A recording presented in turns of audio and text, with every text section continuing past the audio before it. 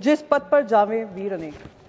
इन्हीं शब्दों को याद कर कर सियाचिन में हमारे जवान हों या शहीद कारगिल के सुरक्षा के समय पे हों या ऑपरेशन सिंदूर को लेकर हों या ऑपरेशन महादेव जो हुआ है, उन सबको याद कर कर नमन कर कर मैं उनकी शौर्य गाथा में उम्मीद करती हूँ हमारा देश सदैव गाएगा।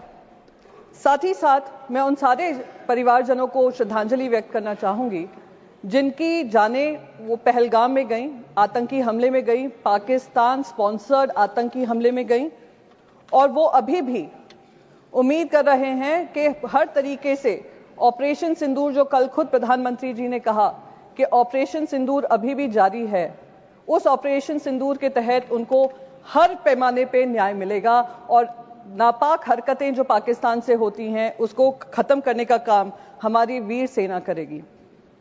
सर, कल प्रधानमंत्री जी ने ऑपरेशन सिंदूर के बारे में कहा वो अभी भी जारी है और मैं उनका शुक्रिया अदा करती हूं कि उन्होंने देश को याद दिलाया कि ऑपरेशन सिंदूर में जो हमारी सेना ने किया वो अब तक खत्म नहीं हुआ है, हम इनकी नापाक हरकतों को खत्म करेंगे।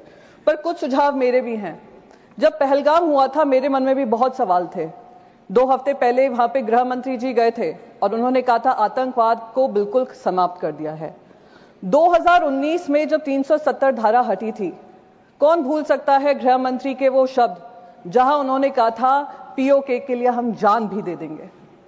तिरंगा यात्रा हुआ था, हम पार्लियामेंट्री डेलीगेशन जब गया था, हम जाने से पहले तिरंगा यात्रा हुआ था जिसमें गृह मंत्री ने कहा अब बातचीत पाकिस्तान से होगी तो सिर्फ पीओके को लेकर होगी।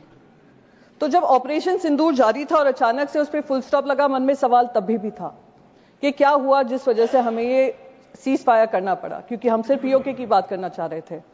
तो अब क्योंकि ऑपरेशन सिंदूर जारी है और प्रधानमंत्री जी ने ये कहा है, तो मैं बस 2-3 चीजें उनके सामने कहना चाहूंगी। सर, ऑपरेशन सिंदूर का हर हिस्सा, चाहे वो फिल्म इंडस्ट्री हो, चाहे वहां की न्यूज चैनल्स हो, चाहे उनके इन्फ्लुएंसर्स हो, हमने सब पे पाबंदी लगाई। सर, अब समय आ गया है कि क्रिकेट पर भी पाबंदी लगनी चाहिए। सर, हमारे विदेश मंत्री ने कहा कि मैं गर्व होता है इस बात का कि मैं उस पार्लियामेंट्री डेलीगेशन में शामिल थी जिसकी जिम्मेदारी मुझे सरकार ने दी थी। हम 33 देशों में गए।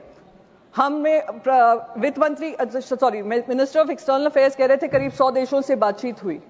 मैं तो कह रही हूं गृह मंत्री जी से, सर आपको बहुत जगह फोन करने की जरूरत नहीं पड़ेगी, एक इंटरकॉम पे ही फोन कर लेंगे। आईसीसी के चेयरमैन को अगर आप कह देंगे कि ये इंडिया पाकिस्तान मैच नहीं हो सकता तो नहीं होगा, ये हमारे ऑपरेशन सिंदूर की कामयाबी होगी। सर, हम जो 26 महिलाएं जो विधवा हुई वो उनके मुंह, हम उनके मुंह पे जाकर कहेंगे कि हमें वो इंडिया पाकिस्तान मैच खेलना है, हम पैसा कमाना चाहते हैं, पैसे के ऊपर आपका परिवार नहीं है। तो मैं बस यही रिक्वेस्ट करूंगी, एक ऑपरेशन सिंदूर वो होना चाहिए।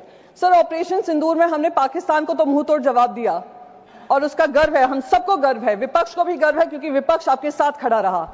जिन लोगों को एंटी नेशनल कहा गया था 2014 से, उन्हीं ने देश का तिरंगा सबसे ऊपर लहराया विदेशों में जाकर। मेरे को उसका गर्व महसूस होता है। सर, पर जो हमारे यहां पर पहलगाम को लेकर इंटेलिजेंस फेलियर हुआ उसकी जवाबदेही किसी ने ली? सर, क्या हमारे इंटेलिजेंस चीफ का इस्तीफा मांगा गया? जी सर, मैं खत्म ही कर दूंगी, मैं ज्यादा समय नहीं लूंगी। सर, बस 20 सेकंड में खत्म कर दूं। सर, उस इंपॉर्टेंट मिशन का हिस्सा थी।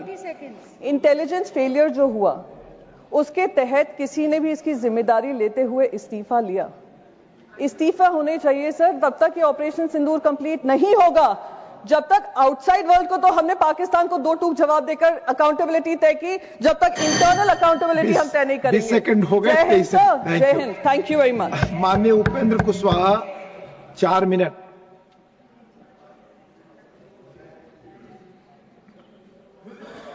समय बहुत कम है और बहुत सारी बातें